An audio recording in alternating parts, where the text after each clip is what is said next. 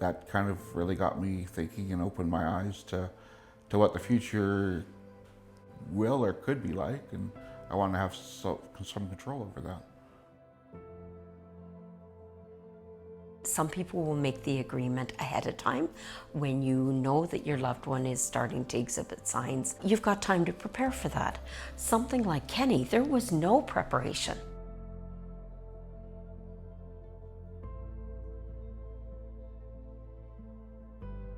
The experience I had is without these prior agreements, it can leave the family in complete shock and disarray, as well as confusion on how to make essential decisions. I don't want my family to have to carry that burden.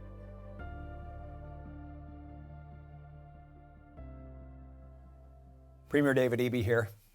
Most of us will experience disability at some point in our lives, whether long or short term, or due to age, illness, or injury. That's why here in BC, we're taking action to build a future of full inclusion of people with disabilities. A key pillar of that work was passing the Accessible British Columbia Act last year. This legislation builds on earlier leadership in advancing inclusion and self-determination for people with disabilities in our province. This includes the Representation Agreement Act, a law that was first passed here in 1993 under Mike Harcourt's BC NDP government. For nearly 3 decades, BC has offered this accessible, cost-effective, and less intrusive way for people to set out who can act on their behalf when it's needed. Whether it's because people are aging, have disabilities, or just want to make sure their wishes are carried out if they need help, representation agreements can assist. Nidus is a nonprofit right here in BC that helps people learn about representation agreements. In this video, you'll hear from some people in BC who have used representation agreements and how those agreements have improved their lives. Tom and I each have a Section 9 representation agreement that oversees healthcare and personal matters. I'm a person with a progressive neurological disability. As it is progressive, I was born fairly able-bodied functioning. I went from non-aid walking to using a cane to a walker, and then a scooter, and then a wheelchair. When I started to get a lot sicker, I'd had an accident, been in the hospital for a couple of weeks, and my care really changed then. That kind of really got me thinking and opened my eyes to what the future will or could be like, and I want to have some control over that. Well, as a receiver of home care, I can tell you, without a voice to direct that care, it could go horribly wrong. So I think it's really, really important to have some control, or in fact, as much control as possible over what's going on with your body in a very personal way. I've been having early onset Parkinson's for about 15 years, and currently it's being managed, and I'm hoping that with the medicine as well as me making and sustaining current lifestyle adjustments, I can live a very fulfilling and fruitful life. As someone from the Chinese community, the talk about death or planning for one's death is considered very unlucky and very taboo. Usually there's not that many discussions, but as a member of that community, I would strongly encourage everyone to take this moment, because as part of the younger generation, there's this expectation that you show a great deal of respect and filial piety to your parents, but also one where you also let them know, these are my individual values, and I wish for you to confirm them and to show respect to them if that time comes. Whoever you choose to be your representative will have the confidence and the comfort to carry out your wishes because they've had that conversation with you beforehand. I personally am very impressed by the representation agreement because it's a big shift from the more conventional forms of estate planning, which are really centered on what the individual wants without too much consultation about who they elect to carry out their wishes.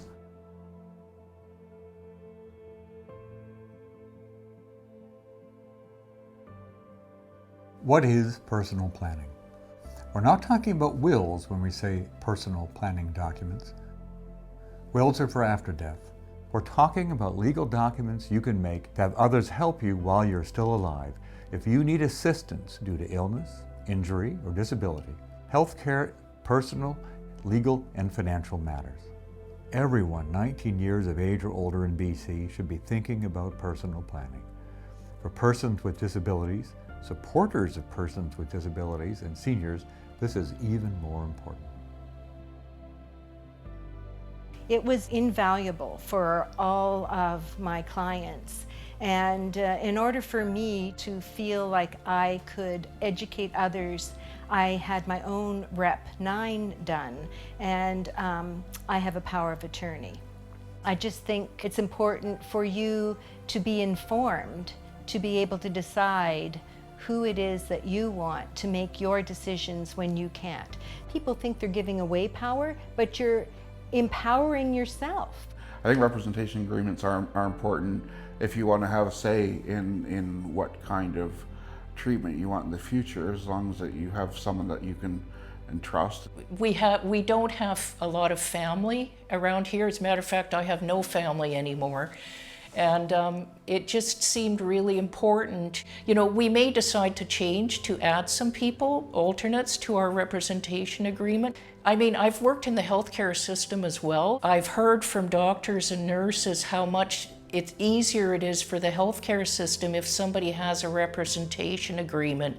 They're already rushed off their feet, as we well know, and if they're put in a position where they have to find people to make decisions, I mean, things could go wrong. People could end up with an outcome that they don't want. This representation agreement, it actually facilitates and enables families to have that discussion and how they want certain facets of their life to be carried out. I highly encourage families to look at this. We can't control anything that happens in the future, but we do have the present here to allow us to have some sort of grasp for the future.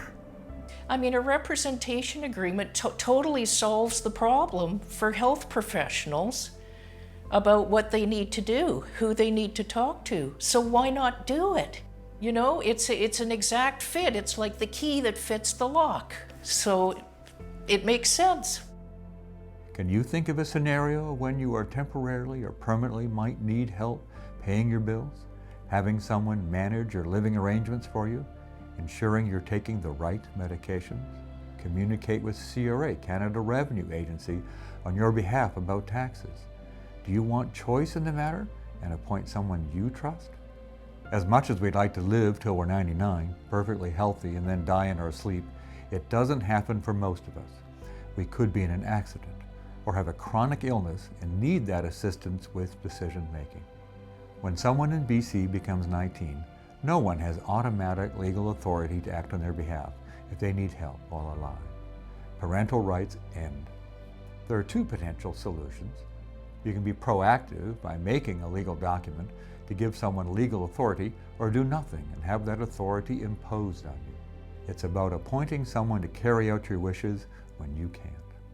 Traditionally, to be considered capable of making most legal documents, such as wills and enduring powers of attorney, you need to understand the nature and consequences of making that document. It's a similar situation for the Section 9 representation agreement. In many cases, someone who is considered capable to make a will and enduring power of attorney would also make a Section 9 representation agreement.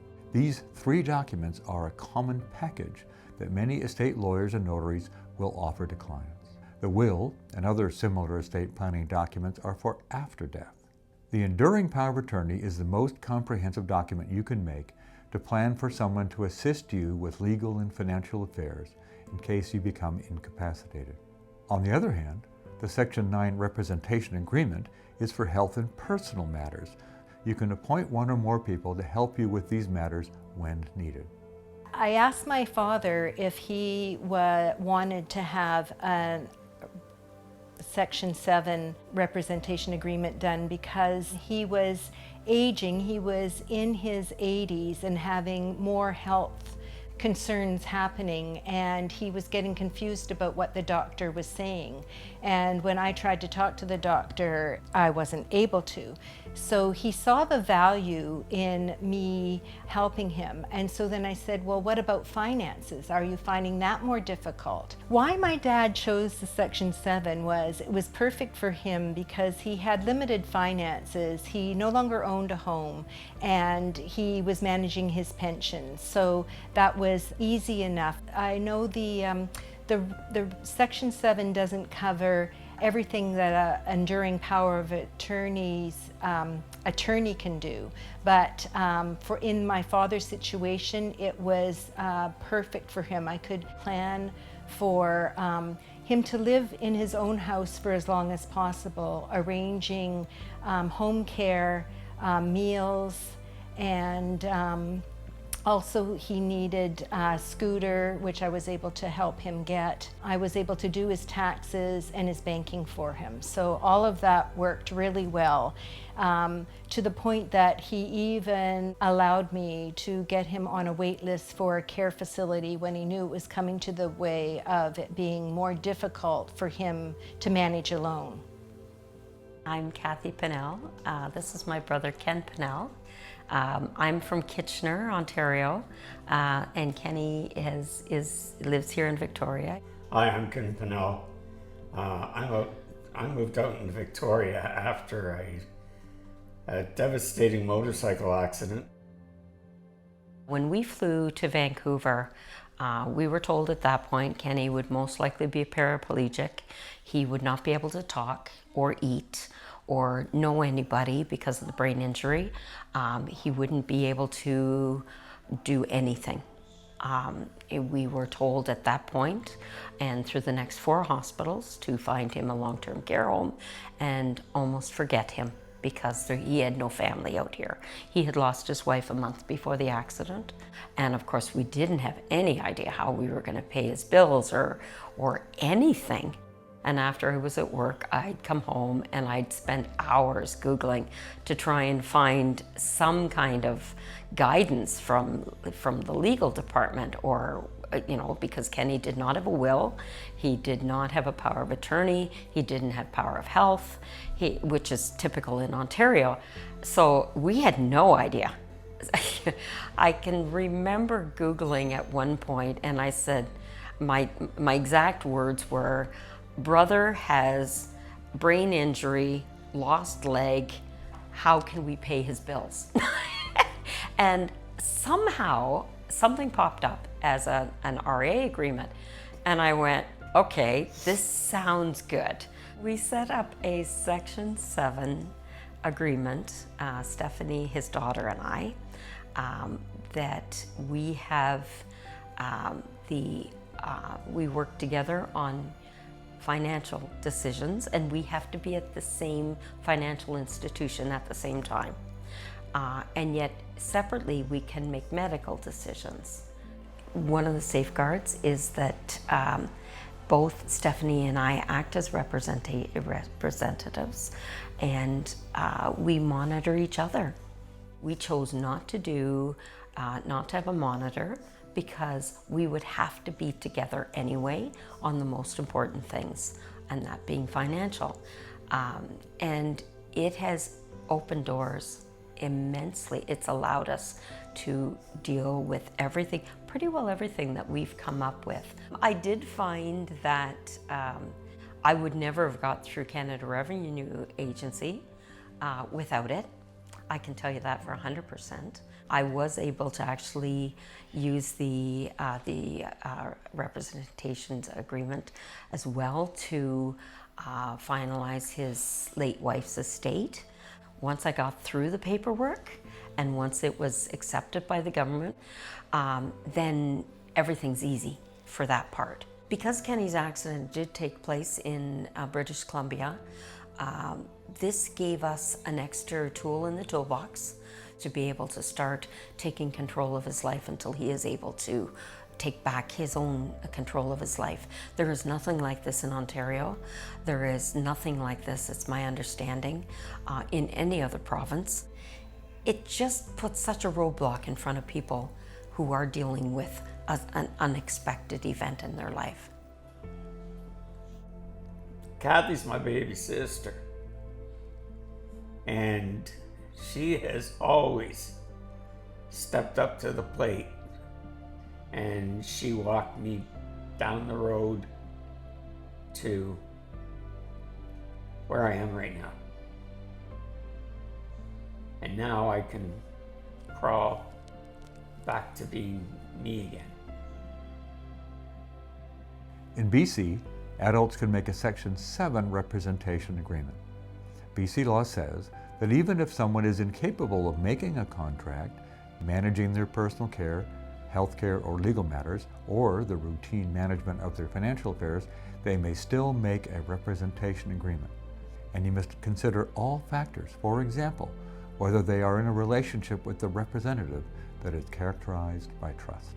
The purpose of the law reform and modernization that led to the Section 7 representation agreement was to focus on enabling people to be capable with the help of others, to choose people they trust to support them in decision making.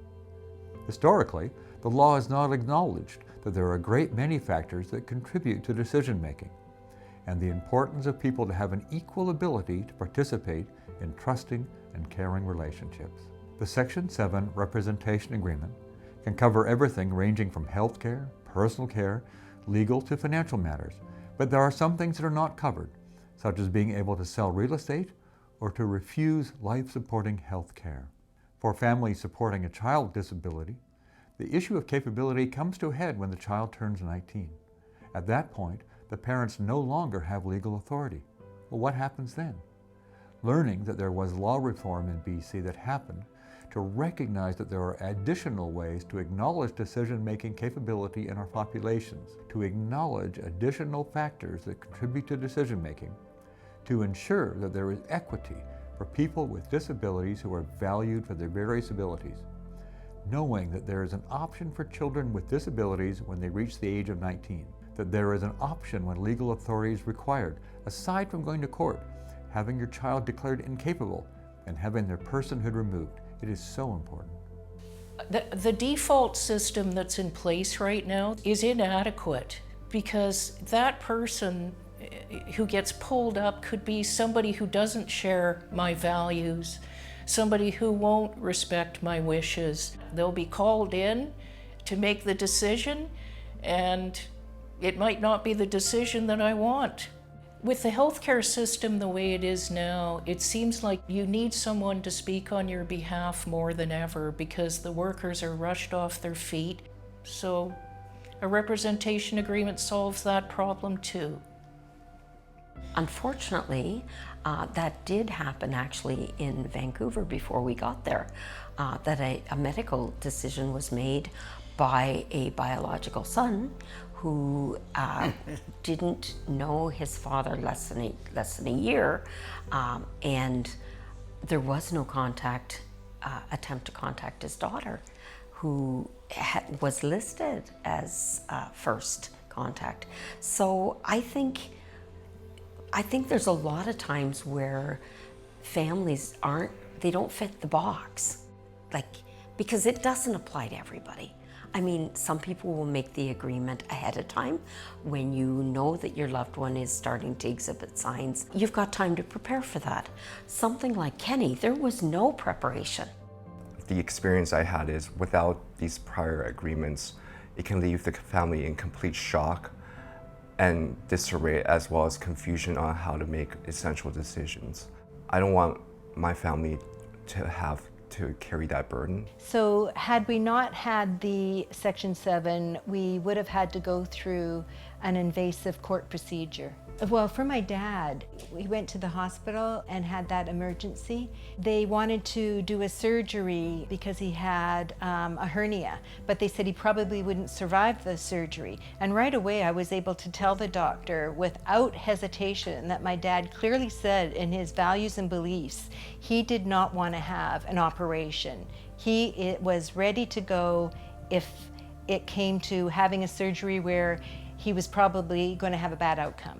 And that's where, if we did not have the rep agreement, they would have, what would have happened is a temporary decision maker would have been appointed, and I would not have been able to be advocate for his values and beliefs.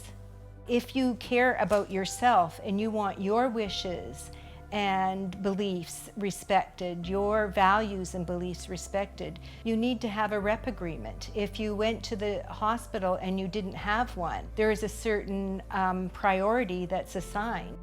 The people I worked with, they had Huntington's disease and end stage. Sometimes they couldn't get enough calories in order to sustain life, so they would want to tube feed them. But they saw their generation before get a tube, and they lived 10 years longer.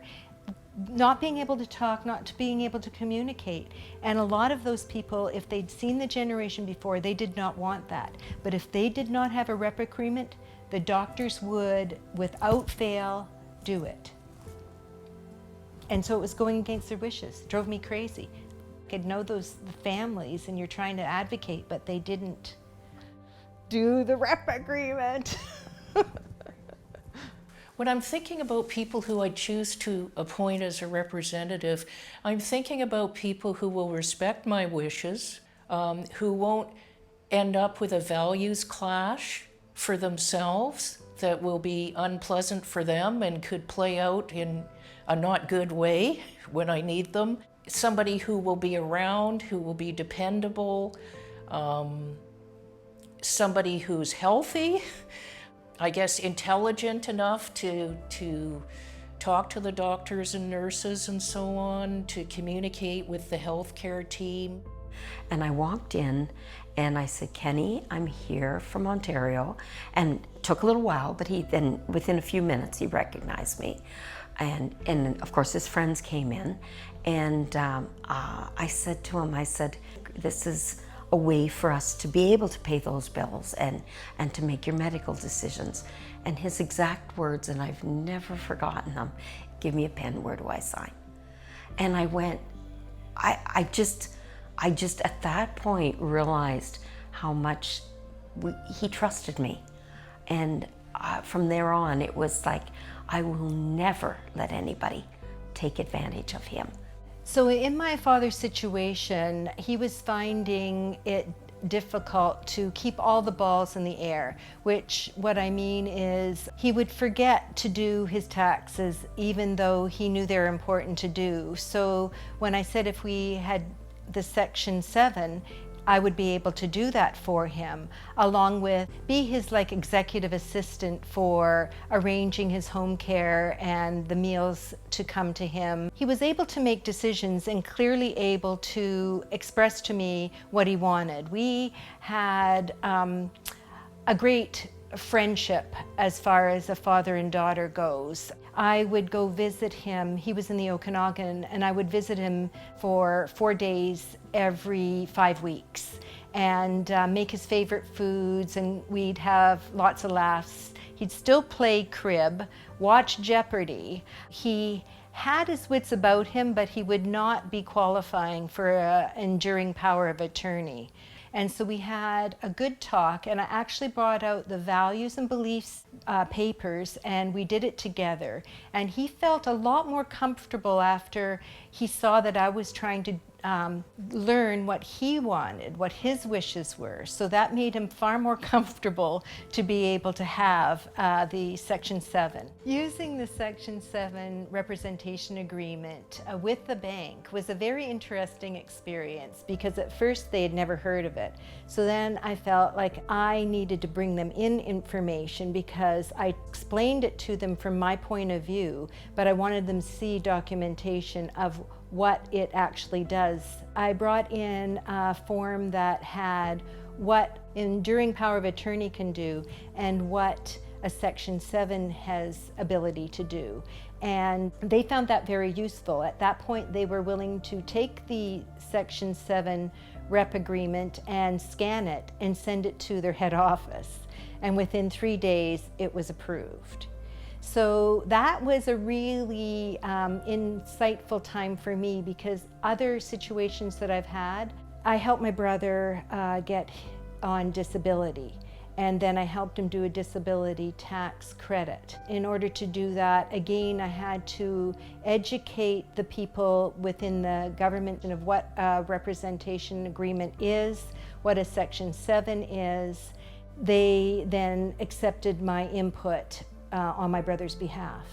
Something that I have found really frustrating with this is the government agencies or banks realize that when they say, oh, you've got to get them to fill out another form, how much that impacts in a negative way, because they've already done the rep agreement. They thought everything was in place.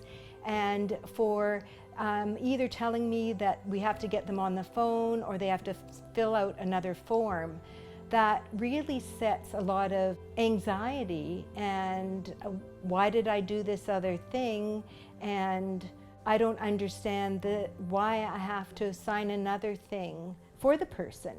I take it upon myself to be the educator in that situation and break down barriers. But I think it is an accessibility thing. Where's their responsibility for learning about this?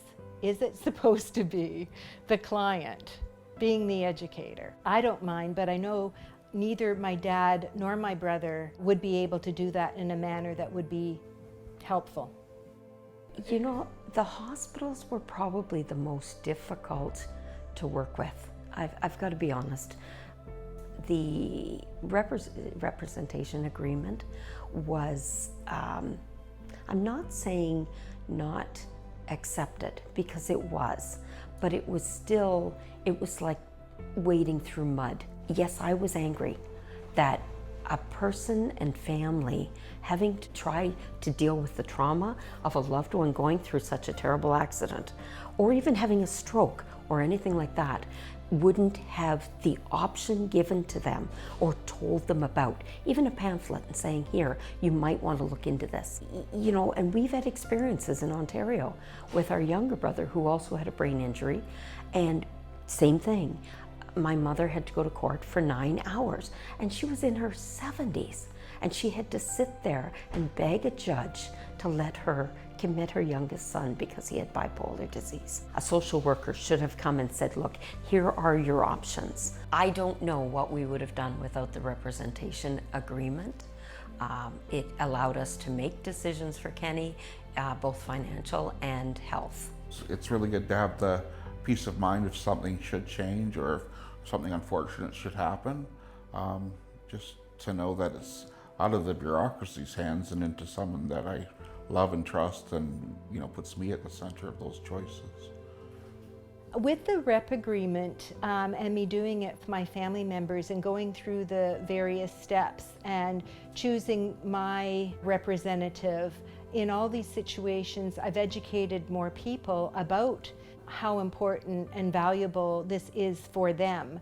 And if only we could help people get beyond the barrier that this is important for everybody to have a rep agreement.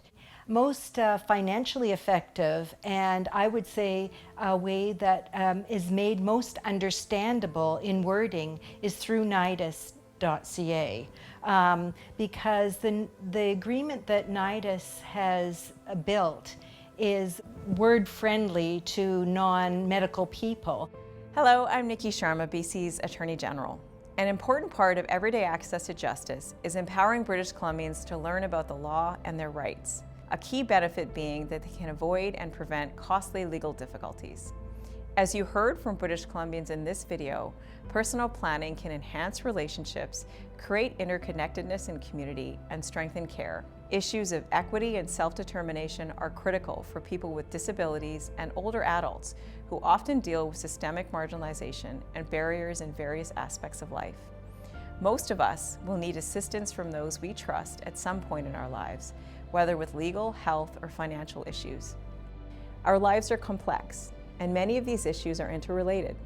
Ensuring that all British Columbians are able to put a legal plan in place to choose who can speak for them when needed is a key part and tangible way of ensuring that British Columbians are equitably supported in their legal health and well-being. To learn more about personal planning, access free legal information at nidus.ca. And if you want to stay informed, sign up for the Nidus newsletter at nidus.ca/news.